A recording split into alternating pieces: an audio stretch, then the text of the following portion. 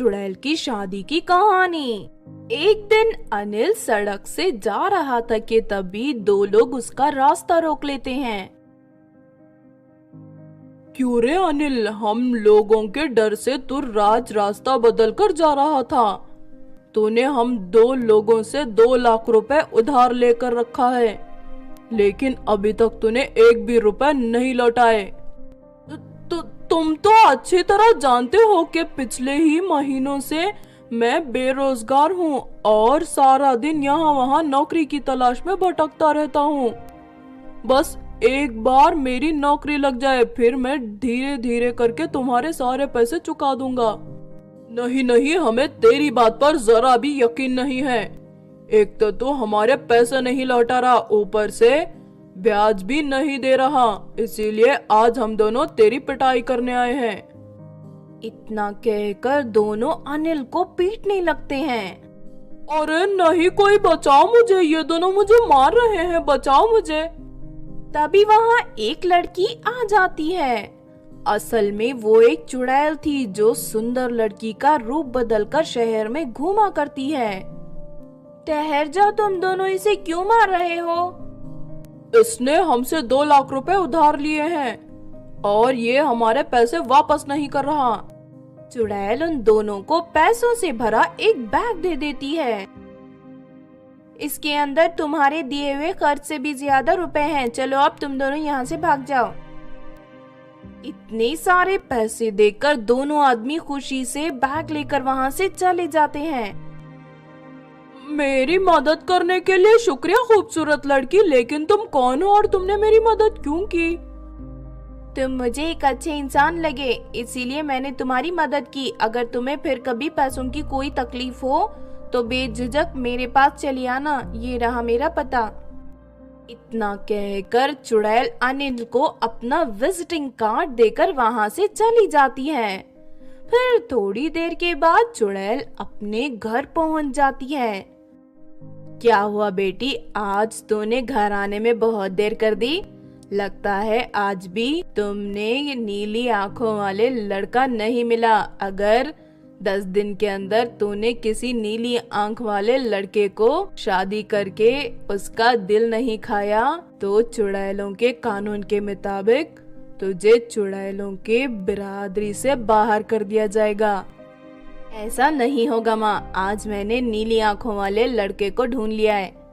मैंने उसे अपने घर का पता दे दिया है। वो कल ठीक 9 बजे हमारे घर पर आ जाएगा।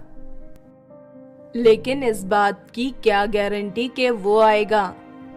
तुझे उसे पकड़कर अपने साथ लाना चाहिए था। माँ, तुम तो अच्छी तरह जानती हो कि इंसानों के बीच हमारी शक्तियाँ काम नहीं करती। हम सिर्फ अपने रूप बदल सकते हैं, फिर मैं उसे कैसे पकड़ लाती। लेकिन तुम फिक्र मत करो, मैंने उसे पैसों का लालच दिया है, वो जरूर पैसों के लिए यहाँ आएगा। दूसरी तरफ अनिल इस बात से बहुत खुश था कि एक पैसे वाली औरत उसकी दोस्त बन गई है। अनिल ये बात अपनी दोस्त मुरली को बता देता है। तुम्हें पता है, कल एक अमीर औरत ने मेरे ऊपर चढ़ा 2 लाख का खर्च चुका दिया है। वो मुझे बहुत पसंद करती है। उसने मुझे अपने घर का पता देकर कहा कि जब भी मुझे पैसों की जरूरत हो तो मैं उसके घर जाकर उसे पैसे ले सकता हूँ।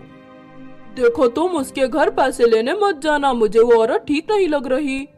बिना वजह कोई किसी को लाखों रुपए खर्च करने के लिए नहीं देता। लगता है तुझे मुझसे जलन हो रही है, इसीलिए तू इस तरह की बातें कर रहा है। अनिल, तू मेरा बचपन का दोस्त है, इसीलिए तेरा भला चाहता हूँ। तू पैसों के लालच में आकर उस औरत के पास मत जाना। मेरी सलाह यही है कि तू मेहनत करके पैसे कमा। लेकिन अनिल अपने दोस्त की बात नहीं सुनता और अगले दिन पैसे मांगने चुड़ैल के घर पहुँच जाता है। अनिल को देखते ही चुड़ैल उसे रस्सियों से बांध देती है और अपने असली रूप में आ जाती है। अरे नहीं, तुम तो एक चुड़ैल हो। काश मैंने अपनी दोस्त की बात मान ली होती। उसने मुझे यहाँ आने से मना किया था। उसके बाद चुड़ैल की माँ जबरदस्ती अनिल के साथ अपने चुड़ैल बेटी की शादी करवा देती है।